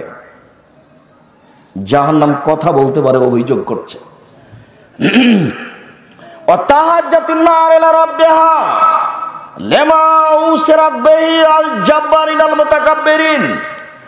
জাহান্নাম তার প্রতিপালকের কাছে অভিযোগ করলো, প্রতিপালক আমার ভিতরে স্বৈরাচারী, অহংকারী, স্বেচ্ছাচারী, বদমেজাজিরা কেন? এটা তার অভিযোগ। আমার ভিতরে স্বৈরাচারী, স্বেচ্ছাচারী, অহংকারী, বদমেজাজিরা কেন? ঘটনা কি? তখন আল্লাহ তাআলা বলবেন জাহান্নাম ইন্নামা আনতি গাদাবি, জাহান্নাম তুমি আমার রাগ, জাহান্নাম তুমি আমার রাগ। যারা আমাকে মানেনি তার উপরে আমার একটা রাগ আছে। জাহান্নাম তুমি আমার রাগ, তুমি আমার গজব। জাহান্নাম তুমি আমার রাগ, তুমি আমার গজব। ওয়াদেব বেকে মানে সমিনে বাদী, তোমাকে দিয়ে আমার বান্দার যাকে ইচ্ছা শাস্তি দিব, তোমাকে দিয়ে আমার বান্দার যাকে ইচ্ছা শাস্তি দিব। তুমি আমার রাগ, তুমি আমার গজব। তাহলে জাহান্নাম হলো আল্লাহর রাগ, আল্লাহর গজব। বুঝাতে পারি না মনে হয়। আমি যদি বুঝাতে না পারি আমি অক্ষম। রাসূল সাল্লাল্লাহু আলাইহি সাল্লাম এভাবে বলেছেন 1450 বছর পূর্বে। সম্মানিত দিনী ভাই বোন, জাহান্নাম কথা বলতে পারে। ফাতুলকা ইয়াউমাল কিয়ামা ফি জাহান্নাম, বিচারের মাঠে মানুষকে জাহান্নামে নিক্ষেপ করা হবে আর বলা হবে হালিম তালাক, জাহান্নাম তুমি কি পূর্ণ? হালিম তালাক, জাহান্নাম তুমি কি পূর্ণ? তখন জাহান্নাম বলবে হালমি মজিদ, আর কি কিছু আছে? এ দেখেন জাহান্নাম কথা বলছে, আর কি কিছু আছে?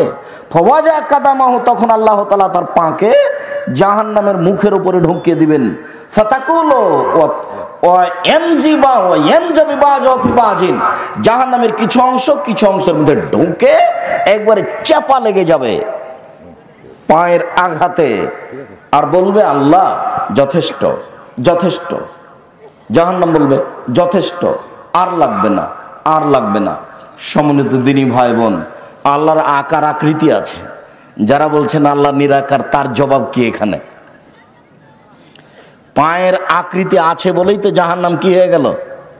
পূর্ণ হয়ে গেল, ফাঁকাটা পূর্ণ হয়ে গেল। বলছে কাত কাত কাত।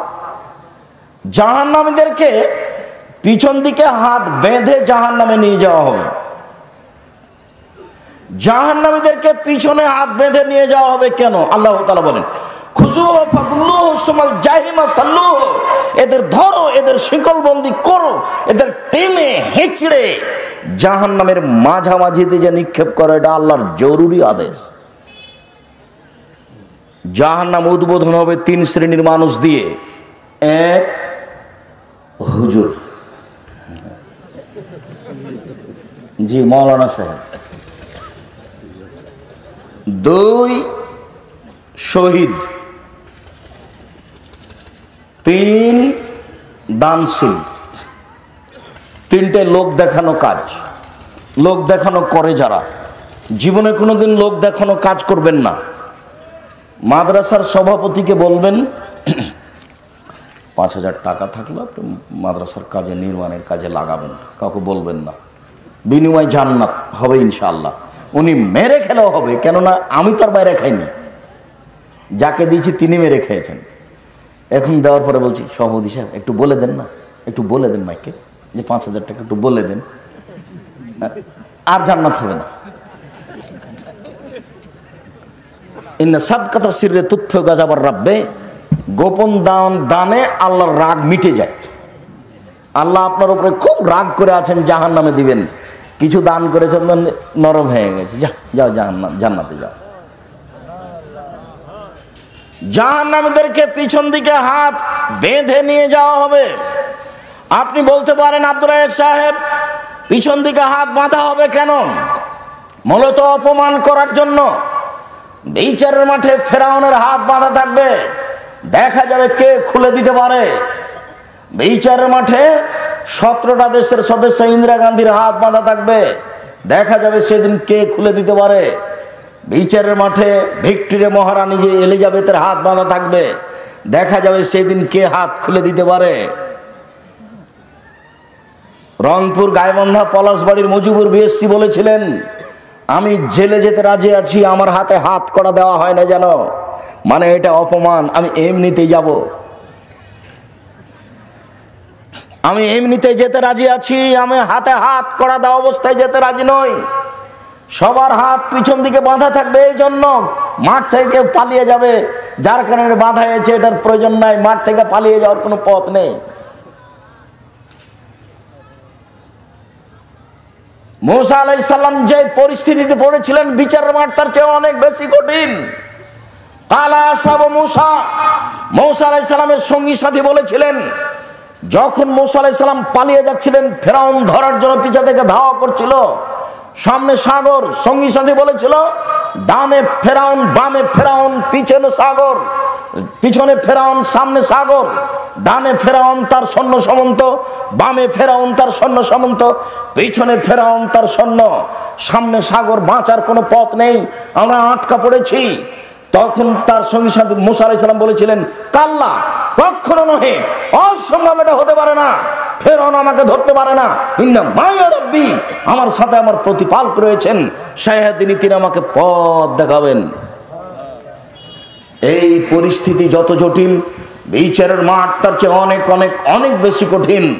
বিচারের মাঠ থেকে কেউ পালিয়ে যেতে পারবে এই কারণে হাত বাঁধা হয়েছে, যেন নয়, মূলত কি করার জন্য? অপমান করার জন্য। আরেকটা ব্যাপার আছে, প্রত্যেকটা মানুষ শেষ সময়ে হাত কাজে লাগায়, হাতকে কাজে লাগায়। একটা রিক্সা এসে ধাক্কা মেরেছে, সর্বপ্রথমে নিজেকে বাঁচাতে গিয়ে কি ব্যবহার করে? হাত দুটি ব্যবহার করে। জাহান্নামে যখন নিক্ষেপ করা হবে, তখন কোনো মানুষ যেন হাত ব্যবহার করতে না পারে, সেই জন্য পিছন দিকে বাঁধা থাকবে। জাহান্নামের খড়ি হবে মানুষ ও পাথর। মহান আল্লাহ বলেন, অকুদহান নাস ওয়াল হিজারা, মানুষ হবে আর পাথর হবে জাহান্নামের খড়ি। জাহান্নামে এরকম কোনো কাঠ খড়ি থাকবে না, জাহান্নামে কোনো কয়লা থাকবে না, জাহান্নামের খড়ি হচ্ছে মানুষ এবং পাথর।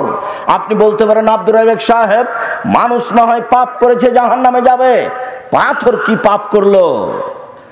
পাথর কোনো পাপ করেনি, তবে বোকা মানুষকে অপমান করার জন্য যত ছবি মূর্তি তৈরি করা হচ্ছে পৃথিবীতে, সমস্ত ছবি মূর্তিকে জাহান্নামে নিক্ষেপ করা হবে, আর বলা হবে, ঠেকাও দেখি, তোমাকে তো দিয়েছি, তোমার নেতাকে দিয়েছি, ঠেকাও দেখি। সবকে বিচারের মাঠে অপমান করার জন্য পাথরকে, মূর্তিকে জাহান্নামে দেওয়া হবে। মানুষ বুঝতে পারছে না এর পরিস্থিতি কত কঠিন, কত জটিল। যে পেপার পত্রিকাতে ছবি আছে, ওইটা আপনি সচেতন মানুষ আপনার বাড়িতে কোনো জায়গাতে ফ্রি পড়ে থাকতে পারে না, ঘরে পড়ে থাকতে পারে না, ওই জায়গাতে সালাত হবে না, এ কথাই চূড়ান্ত। ওই ঘরে নামাজ হবে না, এ কথাই চূড়ান্ত। সব পেপার পত্রিকা এক ঘরে থাকতে হবে, যেখানে আপনি সালাত আদায় করেন না, থাকেন না। বই পুস্তক, আপনার ছেলেমেয়ের খাতা কলম যেগুলোতে ছবি আছে, তার উপরে কাগজ লাগাতে হবে যে আপনি যে আপনার স্ত্রীর জন্য একটা তেল কিনে নিয়ে এসেছেন, তার গায়ের উপরে ছবি আছে, নিয়ে আসার সাথে সাথে তার মুখের উপরে কালি মারতে হবে। এটা জরুরি আদেশ।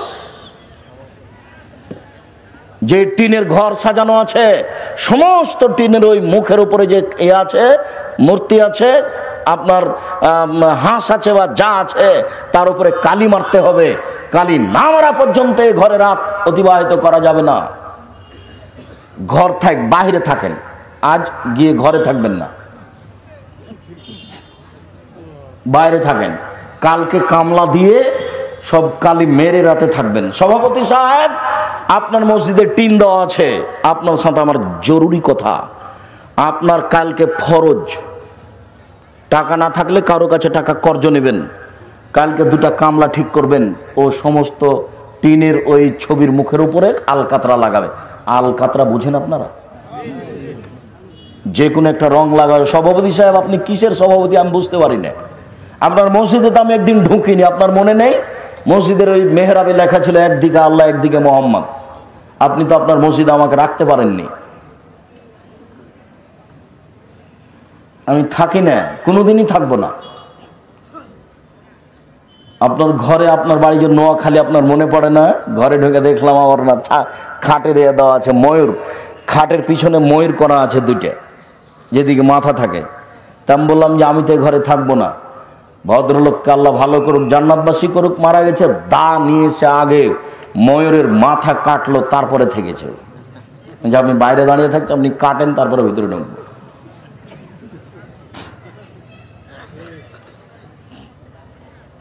আমি রংপুরে গেছি, মৌলানা আব্দুল্লাহ খান সালাফি ঘরে বসে আছেন আর চতুর্দিকে ছবি মূর্তি ছাপানো আছে। আসসালামু আলাইকুম, জি ভাইজান কেমন আছেন? আর আপনি এখানে বসে কেন? আরে আব্দুল মহাদ্দেশ মানুষ, আপনি আসেন না? জি না জি না, আমি এখানে যেতে পারি না। আমি ওখান থেকে ফিরে গেলাম। আমি বললাম, এই তোমাদের যদি কোনো ভালো জায়গা থাকে, কুঁড়ে ঘর, সেখানে নিয়ে চলো, যদি না থাকে তাহলে আমি আমি চললাম। তাড়াহুড়া করে এক জায়গাতে নিয়ে গেল। সেদিন ভদ্রলোক বক্তব্য দিতে দিতে 4-5 মিনিট বক্তব্য দিয়েই কথা বন্ধ হয়ে গেল। 6 দিন পরে ঢাকা হাসপাতালে মারা গেছিল। সম্মানিত দিনী ভাই বোন, আপনাকে আমি অনুরোধ জানাচ্ছি, জাহান্নামের উল্লেখযোগ্য শাস্তি হচ্ছে আগুন। জাহান্নামের উল্লেখযোগ্য শাস্তি হচ্ছে আগুন। মানুষকে আগুন দিয়ে পোড়ানো হবে। দুনিয়াতে যে আগুন আছে, জাহান্নামের আগুন তার চেয়ে 69 গুণ বেশি ক্ষমতাধর। খড়ের, ধানের খড় বুঝেন আপনারা? ধানের খড়ের আগুনের ক্ষমতা যত, সাধারণ কাঠের ক্ষমতা তার চেয়ে বেশি। সাধারণ কাঠের ক্ষমতা যত, তেঁতুল কাঠের ক্ষমতা তার চেয়ে বেশি। তেঁতুল কাঠের ক্ষমতা যত, গ্যাসের আগুনের ক্ষমতা তার চেয়ে বেশি। মানুষের কাছে আগুনের ক্ষমতার কমবেশ রয়েছে, জাহান্নামেও আগুনের ক্ষমতার কমবেশ। দুনিয়াতে যে আগুন রয়েছে এর চেয়ে 69 গুণ বেশি তার ক্ষমতা।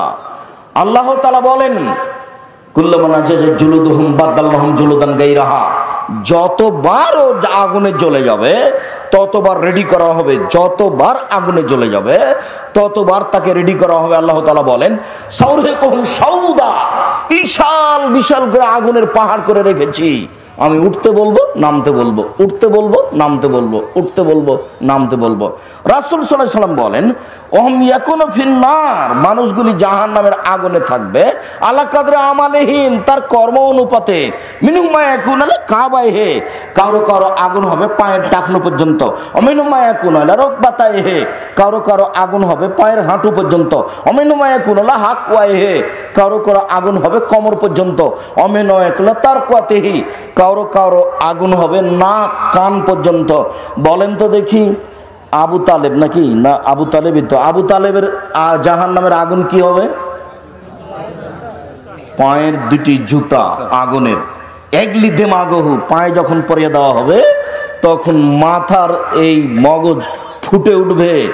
চুলাতে পানি দিলে দেগে পানি যেমন ফটফট করে ফুটে, এইভাবে তার মাথার মগজটা ফুটে উঠবে। এই কথা রাসূল সাল্লাল্লাহু আলাইহি ওয়াসাল্লাম বলেন, বুখারী মুসলিম। সম্মানিত দিনী ভাই বোন, জাহান্নামের উল্লেখযোগ্য শাস্তি হচ্ছে জাক্কুম গাছ, কাঁটাযুক্ত গাছ। কাঁটাযুক্ত গাছ সে খেতে চাইবে জাহান্নামে। 40 বছর চাওয়ার পরে তাকে কাঁটাযুক্ত জাক্কুম গাছ খেতে দেওয়া হবে। জাক্কুম গাছ বুঝতে পারছেন কি না? আমরা তো রাজশাহী চাঁপাইনবাবগঞ্জের মানুষ। নদী এলাকায় কিছু গাছ হয় যার ফল হয় ছোট ছোট, যার বীজ হয় বেগুনের বীজের মতো, ও পেকে গেলে লাল হয়ে যায়। আর গাছটা যখন মারা যায় শেষকালে শুধু গায়ে দেখা যায় কাঁটা আর কাঁটা। এইরকম কিছু গাছ হচ্ছে জাক্কুম গাছ। আল্লাহ তাআলা বলেন তাখরুজু মিন আসলিল জাহিম, জাক্কুম গাছগুলি আগুনের ভিতর থেকে নিচে থেকে গজিয়ে উপরে উঠবে। আগুনের ভিতর থেকে গাছ গজাবে, তার নাম জাক্কুম গাছ। আব্দুর রাজ্জাক সাহেব, আগুনের ভিতর থেকেই গাছ গজাতে পারে? জি, পানি থেকেও গজায়। গভীর পানি থেকে কিছু ঘাস, দাম ঘাস, আমরা চাঁপাইনবাবগঞ্জের ভাষা তো দাম ঘাস বলি। দেখবেন কোন নদী আছে এলাকায়, দেখেছেন? দেখবেন যে 3 হাত 4 হাত 5 হাত পানির নিচে থেকে, মাটি থেকে একটা গাছ গজিয়ে উপরে, এটা পানির উপরে ভেসে আছে। আল্লাহ তাআলা বলেন জাক্কুম গাছের ফল হবে শয়তানের মাথার মতো। এই ছেলে, জাক্কুম গাছের ফল হবে শয়তানের মাথার মতো। একটু অবাক কথা, একটু আশ্চর্য কথা। সকল বিদ্বানগণ বলছেন শয়তানের মাথা মানে খারাপ। আমরা কি শয়তানের মাথা দেখেছি যে আল্লাহ বলছেন জাক্কুম গাছের ফল হবে শয়তানের মাথার মতো? আমরা কি শয়তানের মাথা দেখেছি যে জাক্কুম গাছের ফল হবে শয়তানের মাথার মতো? আমরা কি বুঝি শয়তানের মাথা কেমন? তখন সকল বিদ্বান বলছেন যে শয়তানের মাথা মানে খারাপ, শয়তানের মাথা মানে খারাপ। আবুল আলা মওদুদী রাহিমাহুল্লাহ বলেন, আরে না না, মানুষ যেমন রূপক কথা বলেও বুঝে, আল্লাহ তেমন রূপক কথা বলেন। নাউজুবিল্লাহ, আমরা এটা তরজমা করি না। তিনি বলেন মানুষ যেমন রূপক কথা বলেও বুঝে, আল্লাহ তেমন রূপক কথা বলেন। মানুষ কি বলে? মানুষ বলে মেয়েটা এত কুৎসিত, মেয়েটা এত কুৎসিত, মনে হচ্ছে যেন পেতনি। পেতনিকে কেউ দেখেছে? বলেও বুঝে। ছেলেটা এত সুন্দর, ছেলেটা এত সুন্দর, মনে হচ্ছে যেন ফেরেশতা। ফেরেশতাকে কেউ দেখেছে? বলেও বুঝে। মেয়েটা এত সুন্দরী, মেয়েটা এত সুন্দরী, মনে হচ্ছে যেন পরী। পরীকে কেউ দেখেছে? তো দেখেনি, তো বলেও বুঝে। এইটা যেমন বলেও বুঝে, আল্লাহ তেমন রূপক কথা বলেন, মানুষ এইভাবে বুঝে। এই কথা তিনি বলছেন। আমরা যা বলতে চাচ্ছি না, সম্মানিত দিনী ভাই বোন, জাহান্নামের উল্লেখযোগ্য শাস্তির একটি শাস্তি হচ্ছে সাপ। উটের সমান সাপ থাকবে, একবার দংশন করলে 40 বছর ব্যথা থাকবে। জাহান্নামে বিচ্ছু থাকবে গাধার সমান, একবার দংশন করলে 40 বছর ব্যথা থাকবে। জাহান্নামে যে মারার জন্য হাতুড় থাকবে সেটার নাম হলো মাকামে, হাম্বল। আর কবরে যে হাতুড় থাকবে তার নাম হলো মিত্রাক।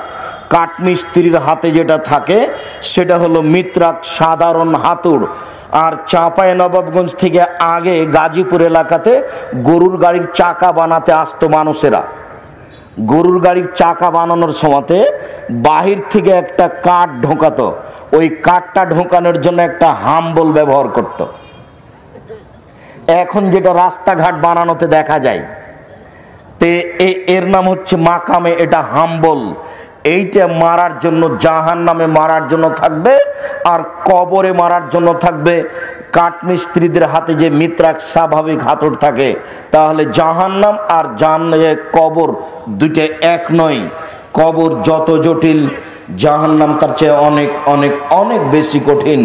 কবর যত কঠিন, কিয়ামত তার চেয়ে অনেক অনেক অনেক বেশি কঠিন।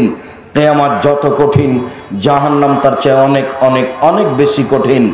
জরুরি কথা শেষে এসে একটু খেয়াল করবেন, জাহান্নাম থেকে বাঁচার জন্য প্রথম ব্যবস্থা 3 বার বলবেন ফজরের পরে আর মাগরিবের পরে, আল্লাহুম্মা আজরিনি মিনান নার। আল্লাহুম্মা আজিরনি মিনান নার, আল্লাহুম্মা আজিরনি মিনান নার। আপনি যদি 3 বার বলেন, জাহান্নাম পাল্টা আল্লাহকে বলবে, আল্লাহ ওই লোকটা যখন আমার থেকে বাঁচতে চায় তুমি তাকে বাঁচিয়ে দাও। এই কথা জাহান্নাম পাল্টা বলবে, মনে থাকবে। সালাম ফিরার পূর্বে বলবেন, আল্লাহুম্মা ইন্নী আউযু বিকা মিন আযাবি জাহান্নাম। সালাম ফিরার পূর্বে বলবেন, রব্বানা আতিনা ফিদ দুনিয়া হাসনাতা ওয়া ফিল আখিরাতি হাসনাতা ওয়া কিনা আযাবান নার। জানাজাকে সামনে রেখে, লোকটাকে সামনে রেখে জানাজার শেষে বলা আছে, ওয়াইজু মিন আযাবিল কবর ওয়া মিন আযাবিন নার। লোকটাকে তুমি জাহান্নামের শাস্তি থেকে বাঁচাও, তুমি কবরের শাস্তি থেকে বাঁচাও। সম্মানিত দিনী ভাই বোন, জাহান্নাম থেকে বাঁচার জন্য আজকের জন্য 3টে পরামর্শ দিলাম, যে পরামর্শের আগেও দিয়েছি। 1, মুখ বন্ধ রাখবেন। 2, জরুরি প্রয়োজন ছাড়া বাড়ির বাইরে যাবেন না। 3, পাপের জন্য